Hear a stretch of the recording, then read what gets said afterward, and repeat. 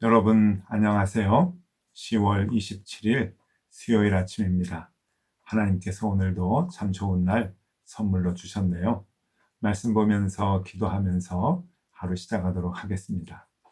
오늘 함께 볼 말씀은 에베소서 4장 1절에서 16절까지의 말씀입니다. 그러므로 주 안에서 갇힌 내가 너희를 권하노니 너희가 부르심을 받은 일에 합당하게 행하여 모든 겸손과 온유로 하고 오래 참음으로 사랑 가운데서 서로 용납하고 평안에 매는 줄로 성령이 하나 되게 하신 것을 힘써 지키라.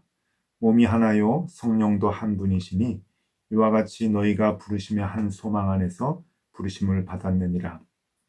주도 한 분이시요 믿음도 하나요 세례도 하나요 하나님도 한 분이시니 곧 만유의 아버지시라.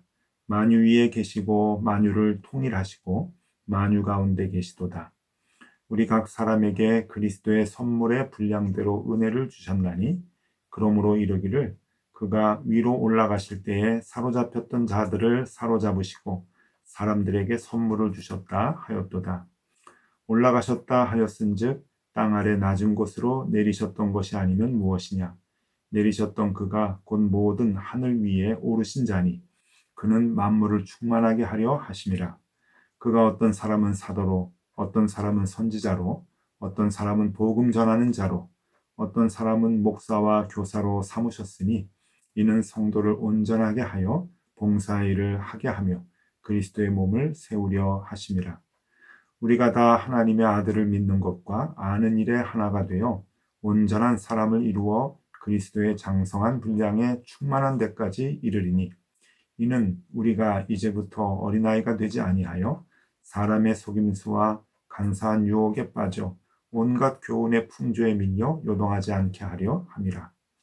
오직 사랑 안에서 참된 것을 하여 범사의 괴계까지 자랄지라. 그는 머리니 곧 그리스도라.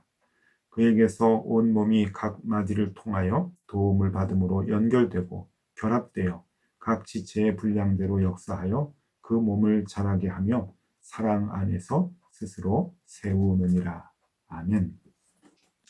네, 오늘은 에베소서 4장의 말씀을 가지고 우리가 함께 묵상을 하려고 합니다.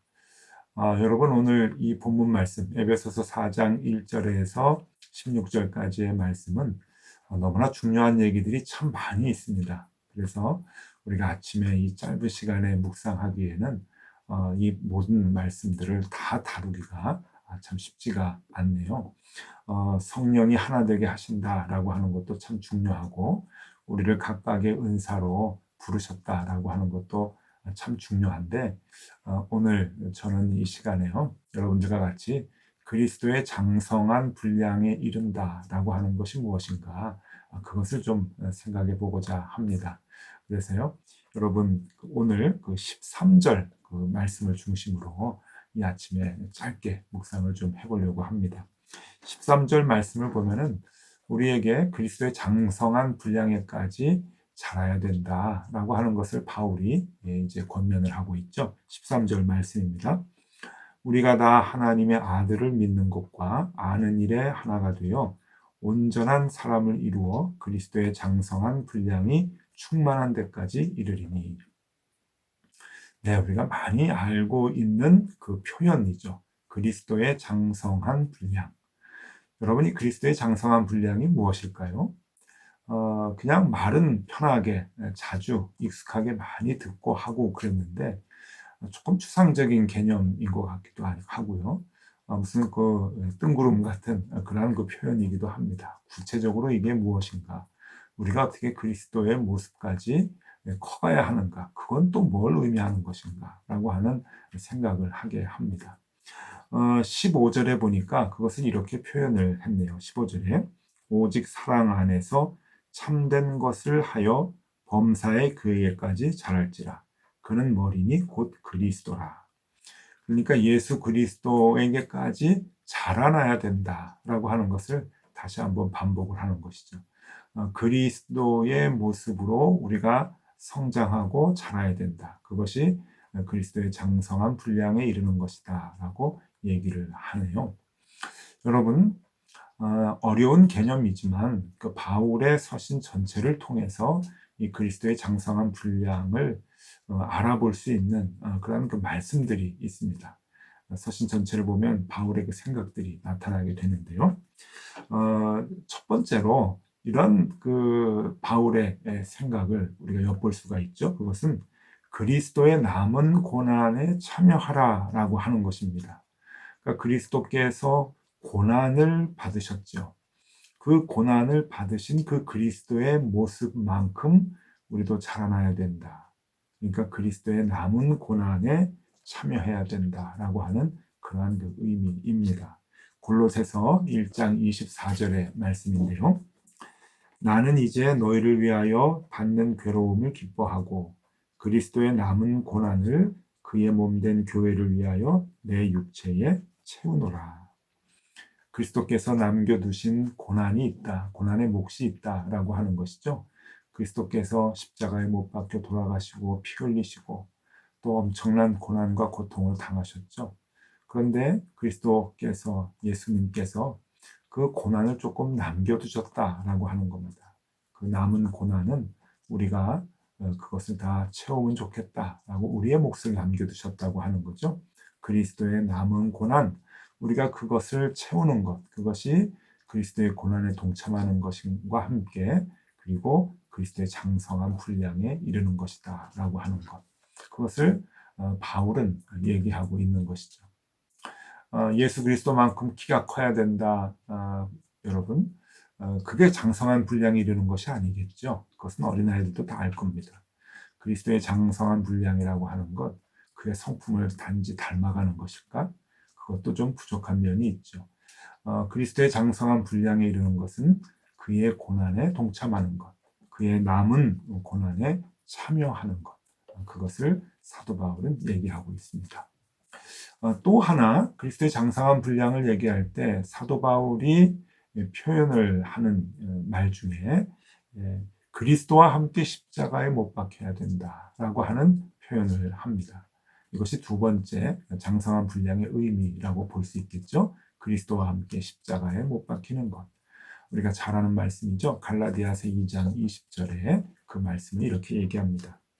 내가 그리스도와 함께 십자가에 못 박혔나니 그런즉 이제는 내가 사는 것이 아니요 오직 내 안에 그리스도께서 사시는 것이라. 이제 내가 육체 가운데 사는 것은 나를 사랑하사 나를 위하여 자기 자신을 버리신 하나님의 아들을 믿는 믿음 안에서 사는 것이라. 예, 내가 그리스도와 함께 십자가에 못 박히는 것. 그것이 그리스도의 장성한 분량에 이르는 것이다 라고 사도 바울은 설명을 해주고 있습니다. 그러니까 여러분 여기에 보면은 그리스도의 남은 고난에 동참해라. 네, 그리스도와 함께 십자가에 못 박혀야 된다. 같은 말이죠. 이게 사도 바울의 신앙의 가장 중요한 요소입니다. 그것을 사도 바울은 계속해서 초대교회 교인들에게 설명을 해주고 있는 것이죠. 그래서 에베소 교회 교인들에게도 같은 설명을 합니다. 그리스도의 장성한 분량에 이르러라.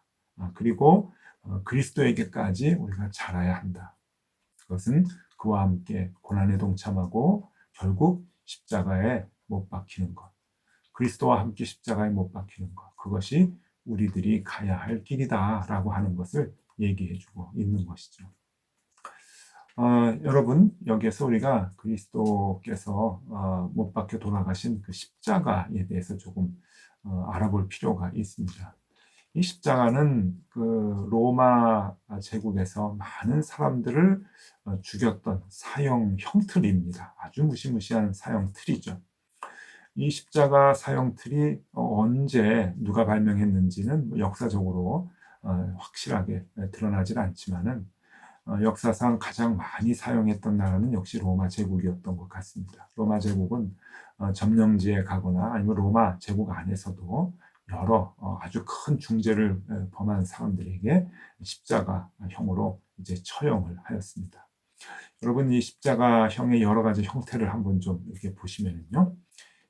지금 이제 그림으로 한 3가지 형태로 이제 그려 넣었는데 굉장히 그 잔인하게 이렇게 죽이는 겁니다. 이 십자가 그 형틀의 가장 그 중요한 점은 수치심을 주는 것과 매우 큰 고통을 안겨주는 거죠. 그러니까 죄인으로 하여금 수치를 당하게 하고 그리고 큰 고통을 당하게 해서 정말 그것을 보는 이로 하여금 범죄하지 못하도록 그렇게 이제 하는 효과가 있는 것이 십자가형입니다. 여러분 이 사진도 한번 좀 보시면 좋겠습니다. 이 사진은 스파르타쿠스라고 하는 영화의 한 장면입니다. 죄인들을 이렇게 한꺼번에 십자가에 매달아 놓고 사람들이 구경할 수 있도록 하는 것이죠. 그러면은 범죄 예방 효과가 있는 겁니다. 다른 사람들에게 일반인들에게 죄를 지면 안 되겠구나라고 하는 이제 그러한 그 경각심을 갖게 하는 것이죠. 죄인들에게는 엄청난 수치와 그리고 고통을 안겨주는 십자가 형태의 모습입니다. 그런데 여러분 중요한 것은 이 십자가 형틀에 아무나 죽이지 않았다고 하는 것이죠. 이 로마 제국이 그냥 뭐 좀도둑 같은 사람들, 남을 좀 괴롭히고 돈을 갚지 않는 이런 사람들을 십자가에다가 못을 박아서 죽이지 않았습니다. 누구를 십자가에 매달고 특별히 못을 박아서 죽였는가? 성경에 보면은 못 박아 죽였다라고 하는 것을 강조하는데 어떤 죄인들을 못 박아 죽였는가? 여러분 거기에는 크게 2가지가 있습니다. 그러니까 십자가를 아무나 형벌로 죽이지 않고 십자가 형벌로 죽이는 사람이 이제 2부류의 이제 죄인이 있는데 첫 번째는 여러분 그 기준이 로마를 정복하려고 하는 반체제 인사들 그들을 십자가에 못 박아 죽이는 것이죠. 그 로마의 그 체제가 있는데 그 체제를 이제 그 부정하고 인정하지 아니하고 그것을 전복해서 새로운 나라를 세우려고 하는 사람들, 새로운 체제를 만들려고 하는 사람들. 이런 사람들은 로마 군인들에 잡혀서 십자가에 못 박혀 처형을 당하게 합니다. 뭐 쿠데타를 일으킨다거나 이제 그런 것이겠죠. 여러분 그 예수님이 십자가에 못 박혀 돌아가신 죄목이 바로 여기입니다. 이것이죠. 유대인의 왕, 자칭 유대인의 왕. 그래서 로마를 정복하고 유대 땅을 독립국가로 만들려고 하는 그러한 그 죄명을 가지고 십자가에 이제 못 박혀서 돌아가시게 됐죠. 좌우에 있었던 강도. 여러분 우리는 강도라고 알고 있는데 여기에는 좀 이렇게 신학적으로 논란이 있습니다.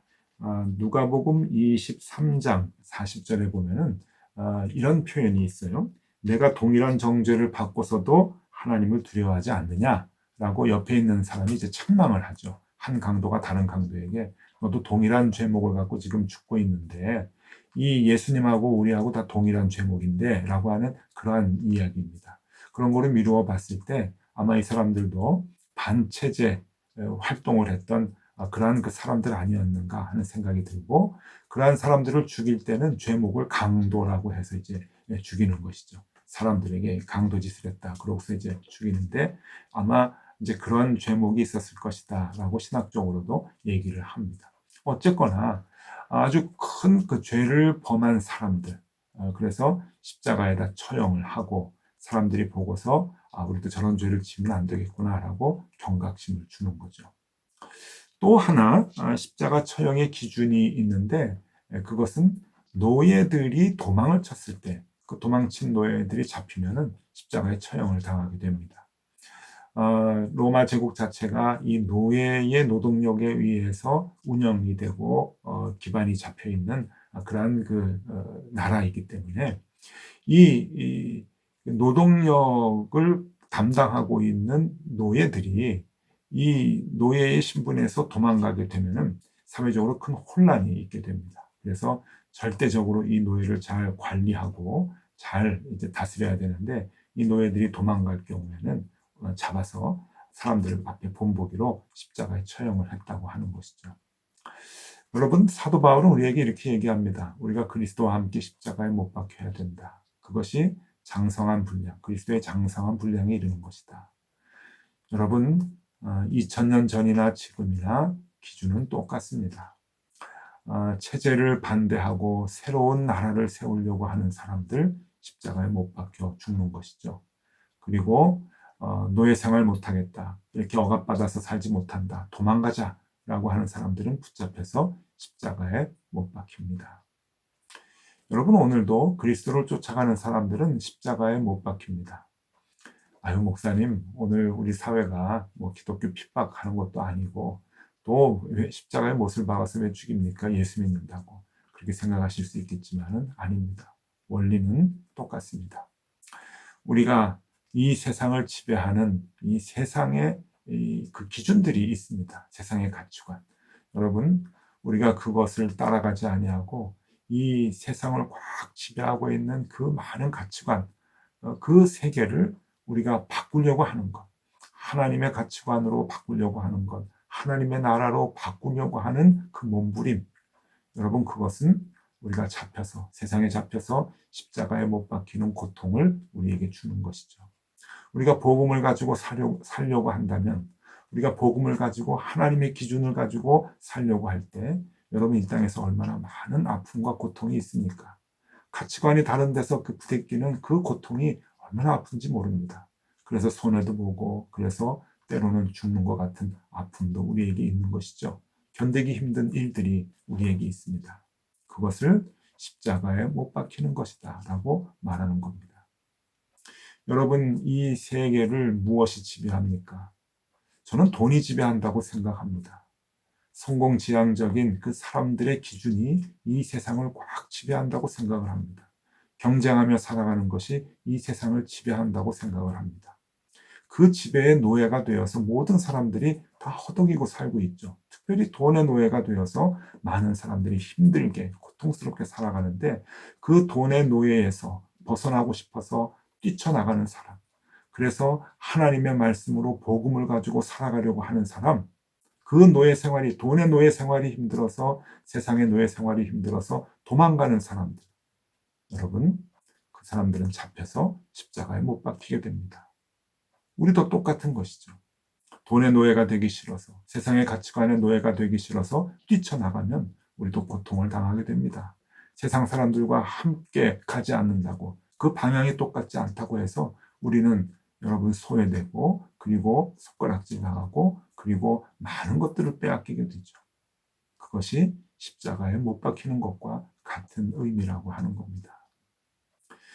그래서 여러분, 그리스도와 함께 십자가에 못 박힌다라고 하는 것은 이 세상의 가치관이 지배하고 있는 이 체제를 거부하고, 돈이 지배하고 있는 이 체제를 거부하고, 모든 경제 논리가, 성공의 논리가 지배하고 있는 이 체제를 거부하고, 하나님의 복음의 말씀으로 살겠습니다 라고 하는 사람들, 그 사람들은 오늘도 그리스도와 함께 십자가에 못 박히는 고난과 고통을 안고 살아가게 되는 것이죠. 여러분, 이것이 그리스도의 남은 고난에 동참을 하는 겁니다. 그리스도의 남은 고난을 참여하는 것이고, 그리고 여러분, 이것이 그리스도의 장성한 분량에 이르게 되는 것이다 라고 하는 것이죠. 네, 여러분, 오늘은 이거 하나 기억하면 좋겠습니다. 그리스도의 장성한 분량에 이르자, 그에게까지 자라면 좋겠다. 네, 이것은 낭만적인 의미의 얘기가 아닙니다. 그리스도의 남은 고난에 참여하는 것, 그리고 내가 그리스도와 함께 십자가에 못 박히는 것, 그것을 의미하는 것이죠. 여러분, 우리도 용기를 내서 그 길에 참여하면 좋겠습니다. 쉽지는 않겠지만 복음을 위해 살면서 우리가 당하는 고난, 손해, 그런 것들이 그리스도의 남은 고난에 동참하는 것이고 십자가에 못 박히는 것이다 생각을 하면서, 그럴 때마다 기쁨을 가지고 소망을 가지고 이 땅을 살아가면 좋겠습니다. 오늘도 그렇게 힘내시고 승리하는 하루가 되실 수 있기를 바랍니다. 기도하겠습니다. 하나님, 그리스도의 장성한 분량에 이르기를 소망합니다. 예수 그리스도 그에게까지 자라기를 소망합니다. 쉽지는 않겠지만 그리스도의 남은 고난에 동참하게 하시고 주와 함께 십자가에 못 박히는 삶을 살게 하여 주옵소서. 예수 그리스도 이름으로 기도드리옵나이다. 아멘.